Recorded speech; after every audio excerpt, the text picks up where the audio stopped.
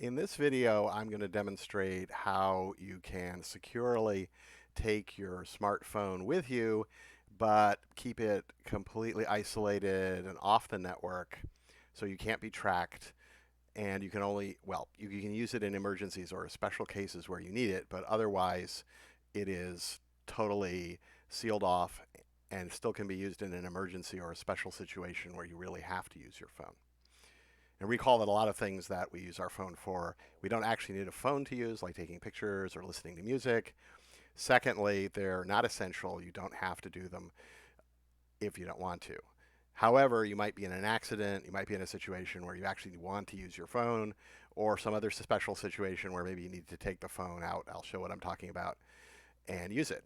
But you generally don't want people to know where you are. And by people, we mean the government and Google and all sorts of people like that.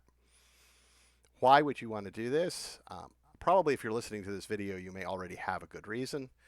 In my case, I've had a few, let's say, experiences with certain people that raise concerns. Therefore, I've been doing things like this for some time. With the current pandemic, the level of overt, I would say, monitoring people is obviously going way up. You might not want the government to know where you are for a variety of reasons. And so how do you do this? It's not that difficult. This is a metal-lined case that I ordered on Amazon, and you can get these. It's a good idea to have at least two to have a backup spare. They're easy to misplace. If you open this, inside I have my phone. So let's just turn the phone on. And what we have here is a typical Android phone. This is an LG phone. And this phone is in airplane mode. So you always want to put it in airplane mode when you put it away. If it's not in airplane mode, it will keep trying to talk to the network and run down the battery. So that's one of the reasons to put it in airplane mode. If you physically turn it off, and say you're in an emergency, you'll have to turn it back on and boot it up, and that'll cost a lot of time. It's generally not that practical to have the phone turned off. You'd rather it's ready to use. So in my case, I can easily start the phone up and take it out of airplane mode, and it immediately will connect to the network in a few seconds. So in general, you want it in airplane mode when it's sealed away. One thing I found is that the metal lining of this case will sometimes interact with a touchscreen in undesirable ways, and therefore I wrap it in an insulating. In this case, it's just a piece of paper, but this is in general you would want some sort of insulator, like a piece of paper will do fine, and that prevents that from happening. And then what I do is I simply put the phone back in and seal it up and go like this. And you can verify that the case is working by trying to place a phone call. So you put it in the case, not in airplane mode, and you try to make phone calls to it from another phone outside. And if the connection, if this seal, and I'll talk about the seal a little bit more, if the seal is inadequate, there's something wrong with the case, you will be able to make a phone call and you'll hear the phone ring. So that's a way to confirm to your own satisfaction that it's really working. So again, let me just show that again. So this is a case. You can order these on Amazon or probably other places. I don't know how to make one myself, but you could do that. In fact, you probably could make one of these with a bit of work out of something like tinfoil and cloth. You could probably fabricate one at home if you had to. I haven't done that, and maybe I will do a later video showing how to make your own if they become unavailable on Amazon or other sources. The reason for that is one of the things the government may do as it continues to become more dictatorial. Americans don't like to think of our country as a dictatorship, but we're moving in that direction, unfortunately, very obviously moving in that direction in this supposed crisis. You should consider, how can I make these quickly? And I'll try to show a way that you can make them quickly and effectively at home with readily available materials that the government probably could not stop you from getting. But for right now, they're available, and you ought to order probably at least two of them. It's good to have a backup because sometimes you lose things. They're quite small, so they're easy to misplace. So what you do, again, is it opens up. It has a metal lining inside of it, which is a hermetic seal, actually. Inside, you typically want to, if the phone is not in some kind of case that covers the touchscreen, you want to put something like, this is just a paper towel, basically. But that prevents these funny interactions that you'll sometimes see between the metal, which your finger is conductive, and that's how the multi-touch systems work, the touchscreens work. So unfortunately, a metal surface like the interior of the case will also interact, so it can cause funny things to happen occasionally. And in fact, I'm pretty sure that on a couple of occasions, it's actually somehow managed to enter my password. So you don't want that to happen. Theoretically, it should be virtually impossible for it to do that, but I think it has happened once or twice.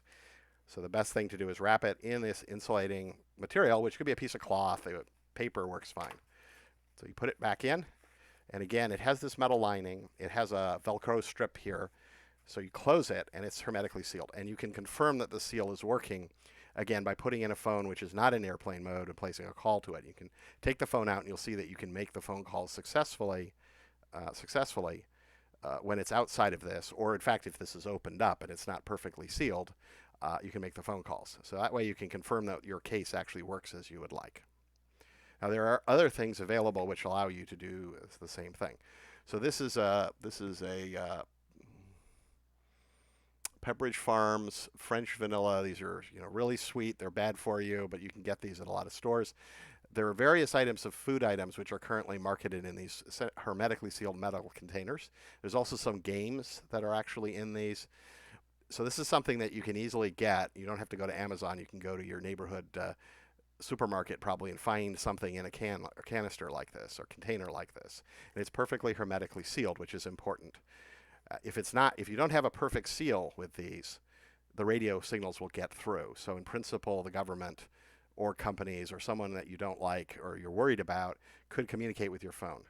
There's no guarantee that there aren't backdoors in the airplane modes. It's very, very likely that the government working with Google and Apple has, or people at Google and Apple. I mean, these things are always done in this funny way so they have deniability, but it's very likely there are backdoors in the airplane mode. So there are ways to get into your computers, your laptops, through the Wi-Fi or through the radio connections, even though you've configured them not to have that happen. So keep that in mind. There's a really good reason you want to isolate the things from these radio networks completely, physically. Physical isolation is what's important. Then the government, the corporations, whoever might be coming after you for some reason or monitoring you unnecessarily, they can't do it. It's physically impossible. Which means, okay, they have to invest a lot of resources to follow you and harass you or whatever.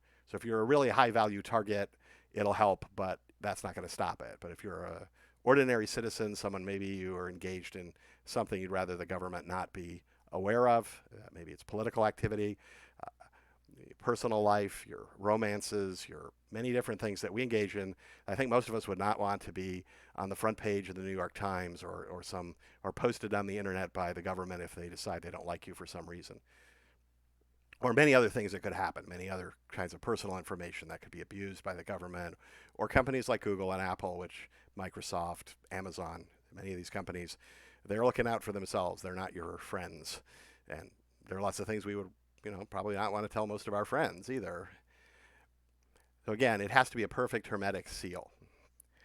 So you can open these up like this, okay, this device, and I'll show it again just to show the concept. Sorry.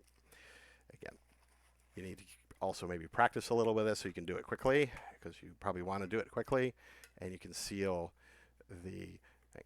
And this is a perfect seal. Again, you can confirm that this works by putting the phone in not in airplane mode, so it can send and receive calls. Put the ringer on maximum and place a phone call from another phone, and you'll find that it doesn't receive it here. If you take it out, you can confirm, yeah, I can call the phone. And you'll also find that if there's a slight crack here or something, it's not a perfect seal. Even though it's tiny, it's much smaller than the wavelength of the cellular signals. Cellular signals are about a foot wavelength, be about 30 centimeters in the metric parts of the world, which is much larger. So you'll sometimes read things about Faraday cages that imply that if the crack is much smaller than the wavelength, they can't get in. That is not true empirically. I've done many experiments on this. You have to have a perfect hermetic seal with a conducting material, with metal or the metal lining in my case. It has to be something like this. It won't work with wood or insulating materials as a general rule. Maybe a perfect insulator would stop the radio waves also, but that's not what happens. Any kind of pretty small crack will cause problems. Therefore, you can get things like this, and you can also verify by placing, again, calls to your phone that, in fact, this is working.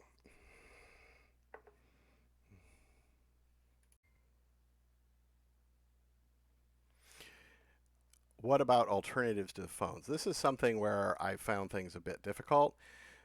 In my case, I actually rarely send or receive calls with the phones. I really only need it for special occasions or emergencies. Actually believe that's probably true for most people, including most people who may be watching this video. However, I've used it to listen to music and to take pictures. You can, in fact, get cameras and music players, MP3 players, devices like that that are separate from the phone. Most of those today, unfortunately, have Wi-Fi, Bluetooth, sometimes other types of radio in them. They're not necessarily more secure than the phone. You need to get something older or a stripped down design which has no radio. And then you have a substitute, you can listen to your music. It's not ideal. The phone is very convenient. Convenience comes at a price. A lot of these new technologies, they're made convenient to get you to use them, get hooked on them, and then they collect all kinds of information on you. Now, if you're listening to this video, you may have some pretty serious concerns, as I do, for your life, your personal safety, and so forth. I don't really need to convince you. If you're a more general citizen, historically in the United States, this has not been a big problem. Like if you don't like Trump or you don't like the Democrats or whatever, you don't get harassed. Things don't really happen. You might keep quiet about your opinions at work, things like that. However, the country is changing, so think about that as a reason you might want to be more careful with your phone and devices, which are all capable of listening to you. And remember, the phones have very good microphones now. If you're within several feet of the phone, it's picking up whatever you're saying, unless, of course, you've sealed it up in something like this. And similarly, the cameras are very small, but they're very high resolution. They're high definition. You get high definition video on this from your camera. So if you happen to be in the field of view, unless you seal it up like this, it's watching whatever you're doing at home, whatever you're doing. So this eliminates that problem, and you're only taking the phone out and using it when you really, really need to use it, which is what I think people should switch to doing. This is a listening, tracking, spy device. I'll perhaps put up some future videos showing, for example, how to home produce the cases. There's the option of getting these kind of metal boxes from somewhere that can be sealed. You can, in principle, seal the phones with tin foil, but that doesn't work very well. You have to really squinch it and seal it. It's very easy for it to have a crack in it, and then it's difficult to open it and close it. Okay, so you might think you could use tinfoil, but it's not practical. I tried looking into tinfoil because that's very appealing, actually, because tinfoil, aluminum foil, metal foils that you can get at any store is very appealing. It's very cheap. It's readily available. It's possible that you can put the tinfoil inside of some kind of home-produced case, and I'll cover that later perhaps, but I don't know how to do it right now. I wasn't able to find an easy way to use tinfoil. So don't think in terms of tinfoil.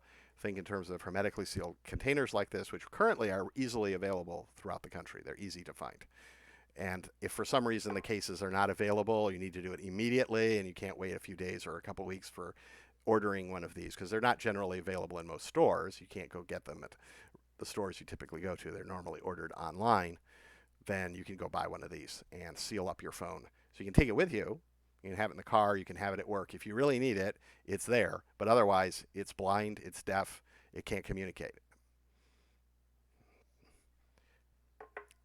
So that is the conclusion of this video on how to isolate your phone, render it deaf, dumb, blind most of the time, but you still have it with you all the time, ready to use if there's an emergency or in special situations that might arise where you really have to use the phone. But you're only using it and you're only being monitored, tracked during the period when you use it. Otherwise, it's sealed away.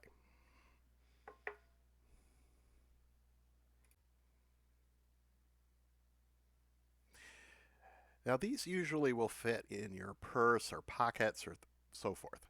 However, that can be inconvenient. I actually found putting it in my pants pocket, it's kind of large. This is a large phone, uncomfortable. I didn't really like doing that. Now, I actually usually have a laptop. This is not about security issues for the laptops, but I usually have a laptop in a backpack. So I just put this in one of the outer pockets of the backpack where it's very easily available. Remember, one of the main reasons for having this is for emergencies or special occasions. So you want to be easily able to get to it, not forget where it is. If you have a backpack, you should put it in a pocket which is easily accessible. If you have a big pocket where you put your laptop and other things, this tends to slip down and it may be hard to find it or even sometimes remember where you put it. So put it in a pocket that's readily accessible. Most of these larger, like laptop backpacks have many pockets and they have some smaller ones. So pick one that's right about the size for this, that's exterior and easily accessible. A lot of us probably don't want to have a big backpack with us. It's not practical every day or normal situations. I'm a bit of an exception. So let me show you some options, or one option that I have, because my backpack with the laptop is huge and it's bulky and I usually have a lot of stuff in it. This is an example of a smaller, lightweight backpack that can actually fold up into about this size. It's from Zomake, but this is not an endorsement, nor are they providing any money for this. I'm just showing have been happy with this. It's very lightweight. You can put a few things in it, like some water and this. So, for example, if I go hiking or something like that, I will usually wear this backpack because I don't really want all my stuff with me. I just want a couple emergency items. I want some water if I'm hiking in case might be concerned about dehydration, some sunscreen, and I also usually bring the phone. So if there's an emergency, I can call 911 or call a friend or that kind of thing. And yet it's completely sealed. I'm not being tracked. No one knows where I am, at least not from the phone. There are also fanny packs and other small types of items which are unobtrusive. You can wear them under your clothes, something like that. So that's an example of what you can do as far as conveniently taking the item with you. So just to show what I do, it has this exterior pocket here, very easily accessible, and I can put the phone in the exterior pocket and zip it up. Just show it zipped up. The reason is, okay, this is completely sealed. It's not going to fall out of the backpack, and it's readily accessible. I don't have to fumble around inside the main pocket of the backpack. The phone is here and nothing else is here. So I can quickly get it out if there's an emergency or a special situation where I need to use the phone. It's readily available. Convenient. This is a lightweight backpack, so it's fine for a lot of situations where you'd feel kind of silly with a big backpack. You don't want to take your laptop with you or whatever you might happen to do. And there are, of course, as I said, some fanny packs, smaller packs for this kind of purpose, which will also work fine. And the fanny packs, some of those that be right under your clothes, they're not very noticeable at all. So this is something to think about in terms of how you can have the phone with you, keep it completely isolated from the network. It can't spy on you, but it's ready if there's an emergency or there's some other special situation. Maybe you need to call Uber or Lyft, get a ride. Maybe you're not calling 911, but there's situations where you might want to break the secrecy. Now, obviously, during that period, you're going to be monitored. During that period, there'll be information from the GPS system on where you were. So that's something I don't have a solution for at the moment, but at least you have this option in an emergency of doing something.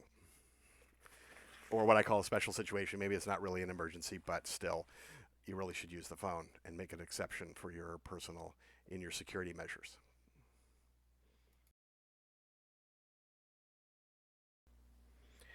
This concludes this video presentation. If you like this video, please click like. Please click subscribe and the notification bell if you would like to receive more content from us. You can avoid internet censorship by subscribing directly to our RSS news feed. Please consider sharing the link by email or on your website or blog, in addition to liking, upvoting, or sharing on increasingly censored, advertising beholden, and big company social media. We have encountered such censorship. Mathematical Software is developing software to automate data analysis, reducing the risks of costly errors and improving results. You can support our work financially by subscribing on our Patreon page. Scan the QR code in the lower right corner to get the Patreon link. Our Patreon link is also in the show notes below.